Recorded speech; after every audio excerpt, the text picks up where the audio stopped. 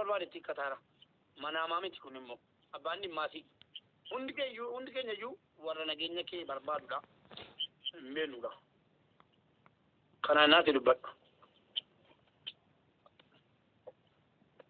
Wanti jiru tokkoffaan wanti hojjeme kun waan namaan hojjetan.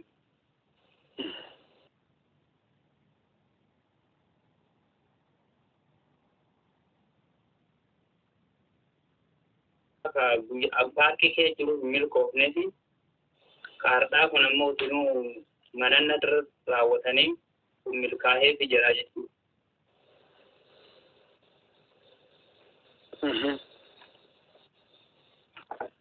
Garuu uummata waan kana narratti hojjete kan yoo amma maqaa isaanii eebalu jedhee as baase waan badduu dhalataa jedhee yaada. Saniifuu maqaa isaanii saaxiluus hin barbaadu. Akka Oromoon waliin buutullee hin barbaadu. Akka namni sun saaxilamee fuula dura kiyyaaf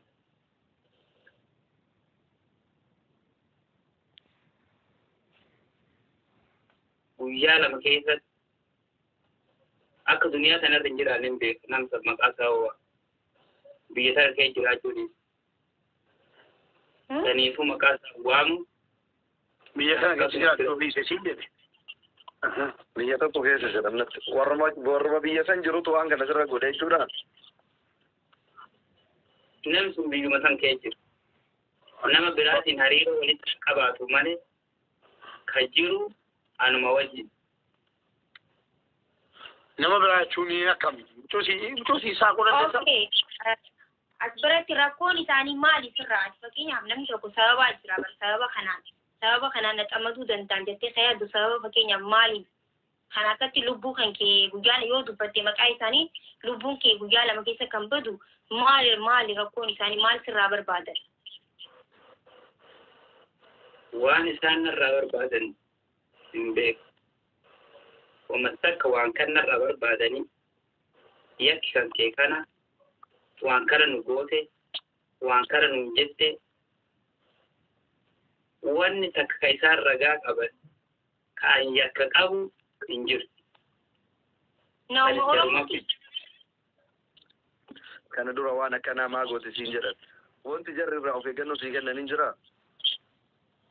Jarri barra osoo qaamanne dhufanii afaan Oromoon dubbatanii takkaafuu afaan ambee hunda dubbatanii waan akkanaa si goona waan akkanaa taate gocha akkanaa raawwatte akkana si goona yoo naan jedhan surra koon qabu. Garuu nama biraa nama uummata gurraacha maallaqaan bitanii natti erganii kana narra raawwachuu jechuun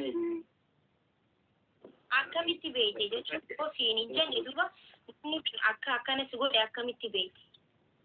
Yoo hariiroo takka walitti hin qabaanne taate namni kun fakkeenyaaf amma nama biraa eeguu qabaachuu hin danda'ama biyya kana keessatti nama kana dura jechuun naan jeetu jira fakkeenyaaf nama Oromoo sun ta'e nama nafxanyaa fakkeenya siin jee namni naan jee hin jiru fakkeenyaaf yoo naan jee abaluu yoo waan takka ta'e abaluun santu natti erge jeetiin sammuu kiyya keessa katabadha nama sanii jee abbaan fedhee namni tokko yoo isa tume kan nama kana namni jettuu hin qabdu.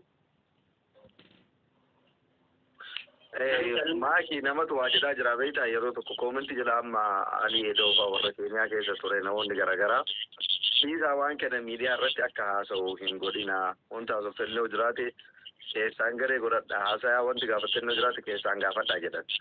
Ani nama kanarratti yaadni isaanii anaafillee naa ta'a maaliif namni biyyaan baa jiru kun waan nama mudatu hin beekani waan nama dhufullee hin beekan waan ta'eef.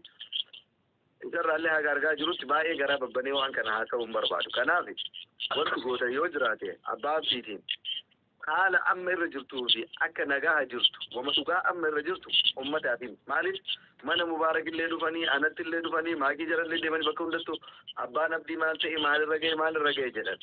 Waan tokko waan irra jirtu uummataatiin kanumaan goolabe dubbii garaa babbannu yookiin ammoo miidiyaa irratti tarii yoo waan hin taanellee dubbate.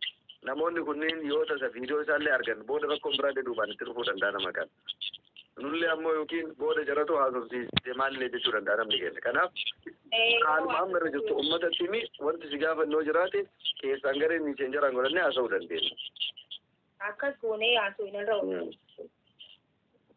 dhugaa rabbii dubbachuuf hima nasri xiqqootii burjaajidhumti dhufnaanii namni keenya sirasi walumatti kaa wal dandeenya gatii ta'e walumatti kaa'amuu kana dhufe naani ijoollee kanaa darbuun dhawwanii naani kan inni ofus godhe malee bilbila yuukaa isaan jiru akka carraa kaasee ganamaa kaaseetti bilbilaa jira an tokko kaasee cufe an tokko kaasee ana mubaarakii jennaan bilbilii deebiin godhannee mannaan jedhee sana booddee waan jirtu dubbanneefinni an dubbachuun barbaadu usman jedhu naa tolseera dhugaa rabbii dubbachuuf inni dubbachuu hin barbaadu jedha sana amma viidiyoo finne haasofsiisaa kanaaf obboleessa keenya abbaabdi rabbii si waliin haa ta'u guruppii ijaarrachuu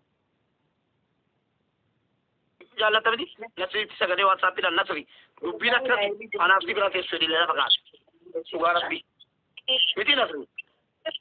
Uummata akka rakkoon qabu lolela waan dhugaa jiru waan qabatamaa yoo nutti mee nuun dubbate nuti obbo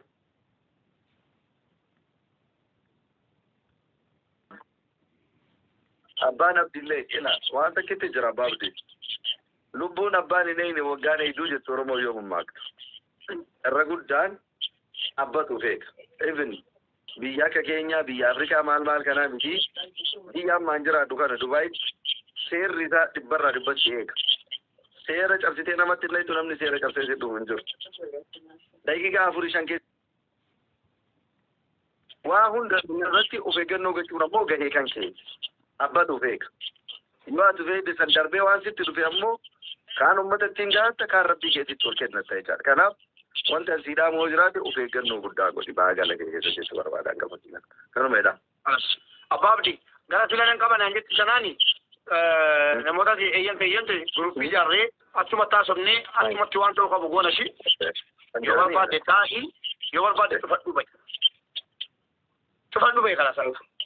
Osoo dabalataan abbaa abdii silaakiyyaa yeroo muraasaaf waa'ee kana yoo dhufte akkuma dura taphadhu deem malee waa'ee kanarraa baay'ee hin haasa'in maaliif adaduma namni ajandaa godhataa deemuun namni diina namaan akka namarratti xiyyeeffataa deemu godhanii beektaa even amma nummaan waliin dhufnee abbaa abdiis waliin jirra abshir waan jiru hundaan osoo amma namni gajedhuuniti boru dhufee shiftammaa wayi nama 4-5 fuudhanii uummanni Oromoo birrii haganaa fida shinoo si waliin jira warree dhufun si yaada qaboo jedhan rakkoodha akka namni xiyyeeffannoo keessa galchu godhanii beektaa kanaaf namuu akkuma waayuu hin uumamnetti qalalli godhaniitumaan ka isa dubbisuuf isarra naannoo barbaadullee ka dhugamaan isaa quuqamee qarqaaruu barbaadullee warri nurra humna qabullee horiidhaanillee yaadaanillee namoonni akkasiillee jiraatan keessumaan haloo jedhanii dubbisanii waan garaan isaanii yaadde waan qalbiin isaanii yaaddisanii bira dhaabatudha.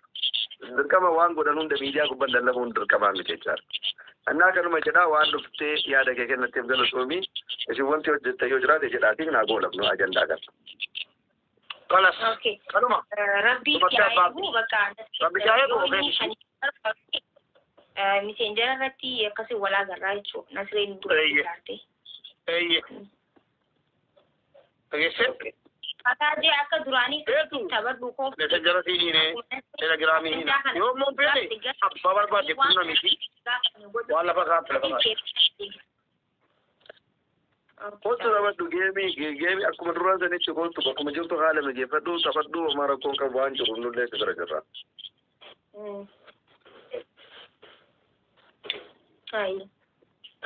Ayyeechi nagaan bulee abbaabdi.